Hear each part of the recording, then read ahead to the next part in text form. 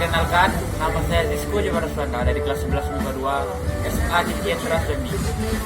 Baiklah, di sini saya akan menyampaikan materi mengenai pembelajaran bahasa Indonesia bab 1, yaitu mengenai teks prosedur. Yang pertama, pengertian dan definisi teks prosedur. Apakah teks prosedur tersebut? Teks prosedur adalah teks yang berisi cara, tujuan untuk membuat atau melakukan sesuatu hal, langkah demi langkah yang tepat secara berurut sehingga menghasilkan satu tujuan yang diinginkan. Yang kedua, struktur teks prosedur. Struktur teks prosedur ada terbagi menjadi 3 bagian, yaitu ada tujuan, langkah-langkah, dan penegasan ulang. Yang pertama yaitu tujuan. Apakah tujuan tersebut? Tujuan adalah pengantar tentang topik yang akan dijelaskan dalam teks. Biasanya berisi pengertian dan manfaat dari topik teks prosedur tersebut. Bagian kedua dari strukturnya yaitu langkah-langkah atau petunjuk.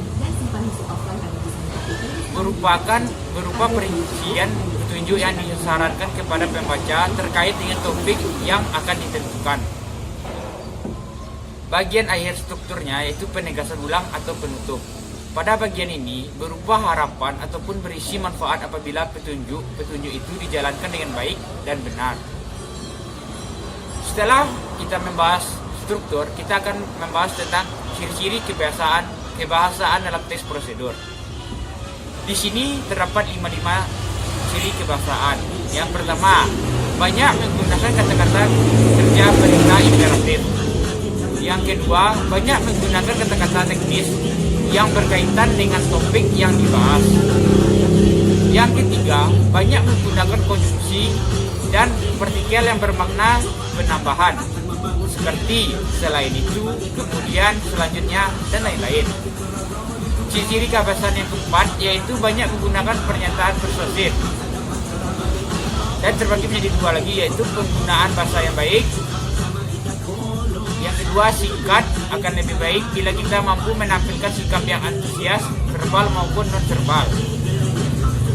Ciri kebahasaan yang kelima atau yang terakhir, apabila prosedur itu berupa resep dan petunjuk penggunaan alat, akan digunakan gambaran terperinci tentang benda dan alat yang dipakai termasuk ukuran, jumlah, dan warna. Setelah membahas ciri kebahasaan, selanjutnya saya akan membahas tema yang biasa ditemukan dalam teks prosedur. Tema-tema yang bisa ditemukan dalam teks prosedur yaitu yang pertama, teks prosedur bertema kebiasaan hidup.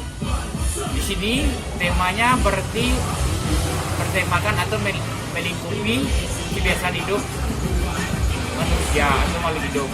Contohnya pola dan cara hidup sehat. Yang kedua, tema teks prosedur bertemakan penggunaan alat. Pada tema ini biasanya menjelaskan penggunaan dan tata cara, langkah-langkah serta tahapan untuk memakai suatu alat agar dapat dipakai dengan baik dan benar. Contohnya atau contoh judulnya cara menggunakan kipas angin.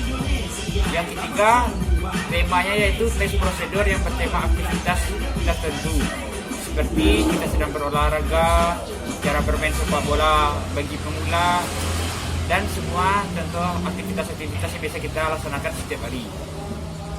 Selanjutnya, saya akan menjelaskan langkah-langkah dalam menyusun teks prosedur.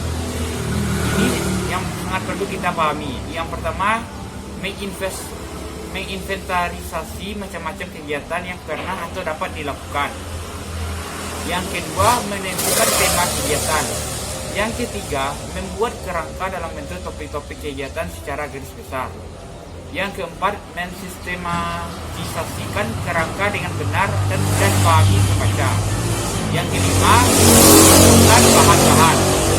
Yang keenam, mengembangkan kerangka menjadi sebuah petunjuk yang jelas dan lengkap. Baiklah, selanjutnya atau materi yang akan saya jelaskan itu tata cara menyunting teks prosedur. Dalam menyunting teks prosedur, kita harus memperhatikan 6 pokok atau 6 bagian. Yang pertama yaitu ejaan.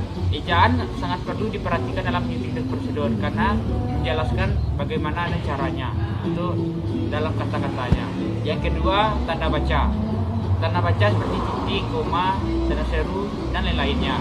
Itu sangat perlu diperhatikan dalam menyunting teks prosedur. Yang ketiga, yaitu diksi. keempat, sistematika penulisan. Yang kelima, keefektifan kalimat. Yang bermula SPOK atau subjek, predikat, objek, dan keterangan.